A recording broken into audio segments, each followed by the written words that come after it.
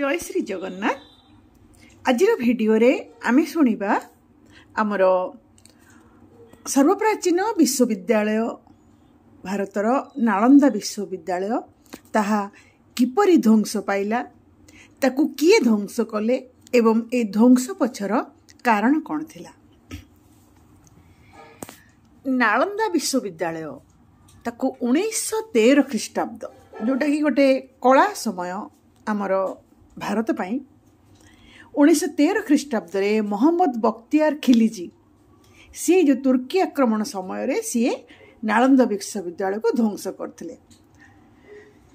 सी जो बख्तियार खिलजी जी सी थिले मोहम्मद घोरींकर सेनानायक थिले। प्राय द्वादश शताब्दीर शेष भाग रे सी एई आक्रमणटी करथिले। तांकर सेना जहाको ममलुक बोली मध्य कहा जाए से माने विश्वविद्यालय जो आमर पुस्तकालय थिला जो लाइब्रेरी थिला सेठी से माने निया लगे देथिले, जहाकी सुना जाए कहा जाए 3 मास धरी से बही से ग्रंथ सबू जली थिला। एवं से माने मध्य एतिकी करिकी थमी नथिले, से माने जो बौद्ध विहार गुड़ाक थिला ताको लूट करथिले एवं ताको नष्ट करथिले एवं अनेक बौद्ध भिक्षुଙ୍କୁ मध्य से माने हत्या करथिले। यार विवरणी आमे कोठु पाइबा हमर जो ऐतिहासिक ग्रंथ रही तबकात इ नासिरी एई ऐतिहासिक ग्रंथ रे एई ध्वंसर विवरणी हमको मिली थाए। एवं तार परिणाम स्वरूप कौन होता ना यह गोटे आम भारत जो बौद्ध धर्म थिला ता पई गोटे प्रचंड आघात थिला। कहीं नालंदा थिला ज्ञानर प्रमुख केन्द्र। सेठी बड़ बड़ सबू आचार्य माने थिले, बौद्ध पंडित मानकर पांडित्यर प्रतीक थिला नालंदा विश्वविद्यालय। अवश्य ये आक्रमण पर यही प्राचीन विश्वविद्यालय को पुनर्निर्माण मध्य करा जायतिला। ताले खिलजी कहीं नालंदा विश्वविद्यालय को ध्वंस करथिले।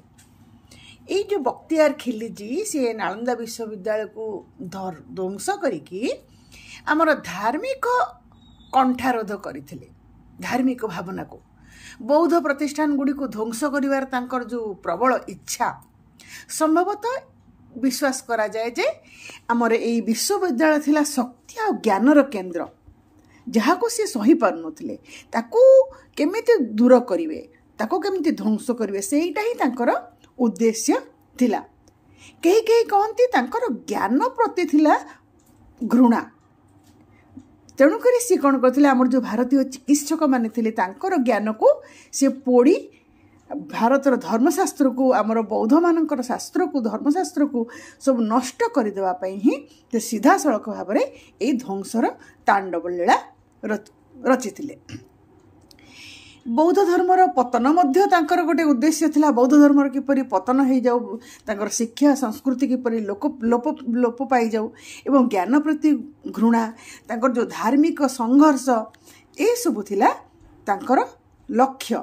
बख्तियार खिलजी जहाँकि से ध्वंस कर देथिले। एवं आगु को मध्य एटा हमर प्रथम थर ध्वंस होई नथिला। कहा जाए नालंदा विश्वविद्यालय को 3 थर ध्वंस करा जायतिला। प्रथम ध्वंस करथिले प्रथम 5म शताब्दी रे हुण शासक माने। हुण शासक मिहिर कुला सी प्रथमे नालंदा को आक्रमण करके ध्वंस करथिले, किंतु गुप्त राजवंश द्वारा ये विश्वविद्यालयटा पर पुणी थे पुनर्निर्माण करा जायतिला। द्वितीय बार ध्वंस होता 8म शताब्दी रे। ये बंगाल जो गौड़ राजा आक्रमण थिला सी विश्वविद्यालय को मध्य घोर क्षति पहुंचाइथिले। तापर मध्य तार पुनरुद्धार करा जायतिला, तार विस्तार मध्य करा जायतिला 8म शताब्दी पर। किंतु ये जो 1913 मसीहार जो बख्तियार खिलजी नालंदा विश्वविद्यालय जो ध्वंसर तांडव लीला रचिले, जोटा कि आमर तृतीय और शेष ध्वंस बोली आमे कहि परिबा, जहाँकि आमर ए विश्वविद्यालय को ध्वंस कर देथिला एवं पाठागार रे मध्य निया लगे देथिला। पर तार पुनरुत्थान करा जायतिला। आगामी वीडियो मानकरे आमे आहुरी किछि ऐतिहासिक तथ्य सहित आसीबा। धन्यवाद।